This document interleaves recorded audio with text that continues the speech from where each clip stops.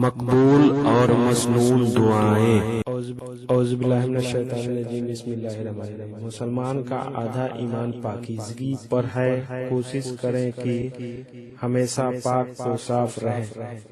اس سے اللہ کی دی ہوئی وظیفے کو ہمیشہ تلاوت کرنے سے ہے، تو ہم ہمیشہ پاک و صاف رہیں گے تو اس وظیفے کی تلاوت کریں گے۔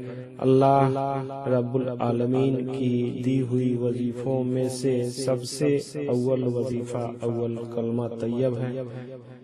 اس وظیفے سے دنیا میں اس یقین اور عاجزی کے ساتھ ہمیشہ پڑھیں کہ اس کا ثواب دنیا میں اور آخرت میں بھی ملے، اور اسے ہمیشہ پڑھیں کہ مرنے کے سمے یہ وظیفہ پڑھ لیے تو یقیناً اللہ جنت میں داخل کریں گے۔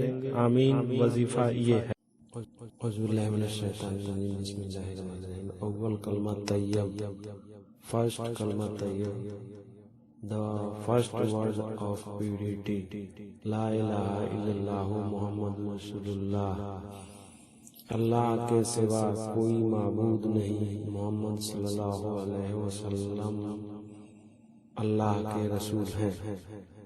There is no one worthy of worship except Allah and Muhammad sallallahu alaihi wasallam is his messenger۔